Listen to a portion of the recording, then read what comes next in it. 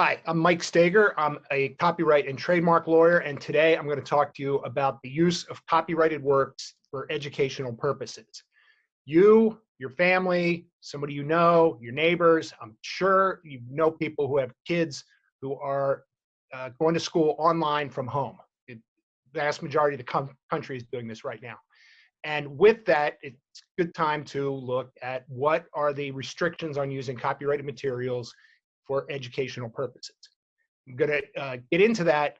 The first thing to know is that if the educator had a right to use the copyrighted materials for the purpose that they're going to use them without looking at an educational analysis, then you don't need to look at the educational analysis. So if something's in the public domain or something that they have a license to display or perform publicly, then you don't need to get into the educational analysis and you can just go ahead and use it.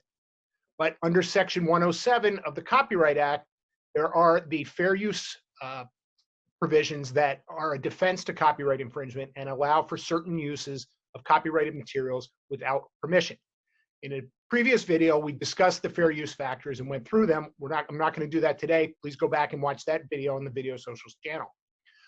But educational purposes is one of the types of use that can constitute fair use. There's a federal panel that came up with additional guidelines to guide schools and educators in using copyrighted materials. I'm going to give a couple general principles to look at.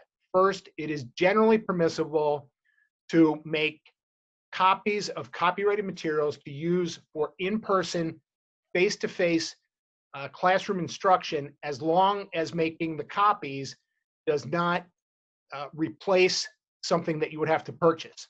So you could copy part of an article. You can't copy a whole textbook. You can't copy a whole workbook and hand it out. You can also sometimes record musical performances or television shows and display those. You can also show a movie in class if you had licensed or purchased a movie and you have a copy.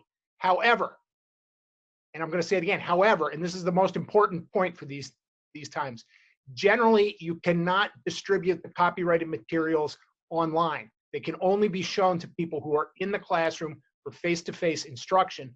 So the teacher could not show a movie online that all the students could then watch at home unless the teacher had a license or the school had a license to display that movie publicly online over the internet. So I have not seen any changes to the remote distribution restrictions on this. But these are some things to keep in mind. I'm Mike Steger. I'm a copyright and trademark lawyer. If you have questions about how to use educational materials online for remote learning, please give me a call.